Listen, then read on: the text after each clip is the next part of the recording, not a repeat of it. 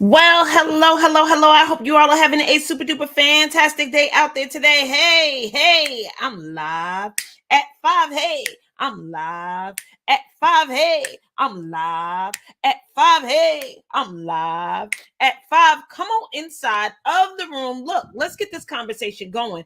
Put in the chat, keep it flat. Now, I know y'all been hearing my folks in my community say this a lot, and I'm about to give you the deets about keeping it flat. Put it in the chat. Keep it flat. Keep it flat. It is Wednesday. It's Wednesday, y'all. And y'all know what happened on a Wednesday? Wednesday, you have to clutch your pearls. So this is a clutch your pearls day. But before we get too deep inside this conversation, I gotta give a shout out to my girl, Tamu Coleman. What's up, girl? Happy birthday. I know you flying, you doing your thing, and you ripping and running probably out there in them streets. But look, I want you to know that I love you. I'm celebrating with you. Take it easy, take it light. It would have been great if you actually used this day to take off. I don't know if you took off, but happy birthday, my love. Okay, so you up in the building. Are you off today, Tamu? I hope you are. It's a national holiday. You should be off today. Just in case you didn't prepare yourself to be off today, it's a clutch your pearls day. It's a Wednesday. It's a clutch the pearls day. So what I need you to do is go ahead, put in the chat, keep it flat. Put in the chat, keep it flat. Put in the chat, keep it flat. So look, let me go ahead and introduce myself. My name is Denise Merriweather. I am the CEO and founder of Becoming the Change Group Coaching Program. It's where women actually become comfortable being unleashed and going after what it is that they want to go after in their life. They live life with no regrets, and they learn how to do that by actually taking the actions that they need to take, right? No more wishing, praying, hoping, and wanting or desiring what it is that they want in their life. They actually do what they need to do to make sure that it happens, and I'm about that. So listen, keep it flat. Put it in the chat, keep it flat. Put it in the chat, keep it flat. So look, Tamu, on your birthday, I'm about to bless your the first thing that I want to say about keeping it flat, like I've been saying this, I want to say for the last 2-3 months inside of my community about keeping it flat. And what it really means is telling the truth about everything, not just some things, but everything. And I get sometimes telling the truth can be uncomfortable. But if you practice being able to tell the truth, you'll do it more often. So here's what I want you to do. The first thing, number one, this is number one.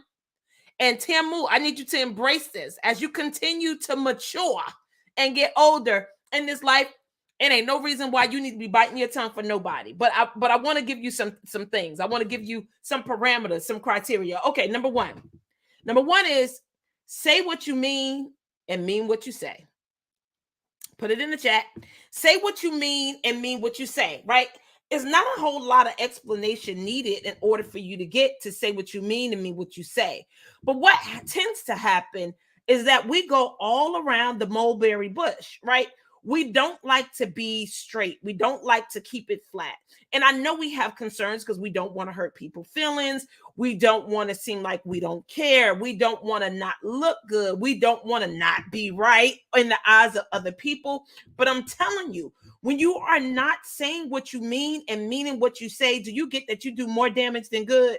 Because you wind up making commitments and doing things or saying things to people that you don't mean and that you don't mean to honor. So instead of you trying to look good and to be right and be everybody's friend and all that stuff, I want you to just practice saying what you mean and meaning what you say. Linda, happy new year. I haven't seen you since the new year. How are you? So happy that you are here today. It's all about keeping it flat. We're keeping it flat today. This is a Clutch Your Pearls day. It's a Wednesday. So y'all know how I do it on a Wednesday. Wednesday seems to be the day that I go just a little bit harder than the other days. But y'all used to me by now, so I don't even have to apologize. But just clutch your pearls. So number one, Linda, if you're just getting in here, number one was say what you mean and mean what you say. This is all about keeping it flat. We don't want to talk about situations all around the mulberry bush. We don't want to confuse people. We don't want to mislead people. We don't want to hurt people, but we don't want to hurt them by not telling them what it is that we mean and by lying to them. That's the best way I can say it, by lying to them because we want to look good or we want to be right. Okay. So first, number one is say what you mean what you say. Number two, come on. I need you to check your intentions. Okay. Here's the thing, y'all. Here's another thing that get us all hemmed up. When we are having conversation with people, we tend to rehearse what it is that they're going to say versus and what it is that we're going to say, and then what it is that they might say, and then what it is that we're going to say. And what I'm telling you is that ain't what you need to be doing. But here's what you need to be doing is checking your intent behind the conversation. Meaning that is if there isn't a desired result that you want to happen from the words that you share with the person, I want you to get super clear. So for some of you guys, you know that I'm in a leadership program with Landmark. Now, I do want all my people to take Landmark. Why? Because Landmark has had a profound effect on my life. It has made all the difference in how I coach, how I show up in the world, the things that I do. Now, I could sit here and not be straight and say, oh, I kind of want you to take it. Oh, it's up to you and all this stuff. But no. Landmark has changed my life so much that I don't even want it to really take a second thought. I want you to jump in because I'm saying so, because you trust me that this will actually change your life.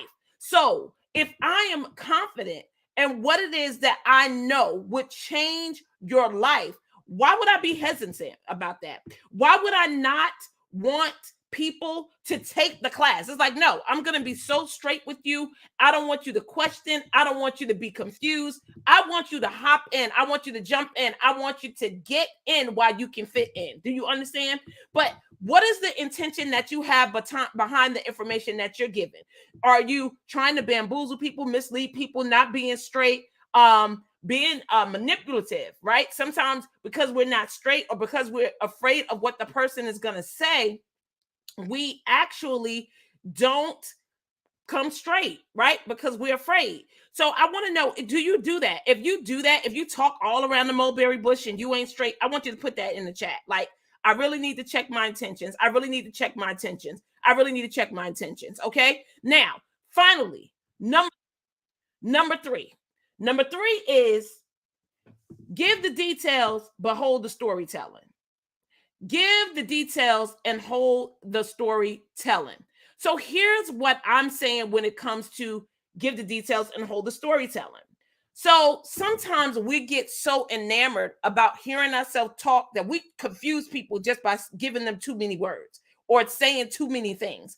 And what I'm saying is don't give the people all of that.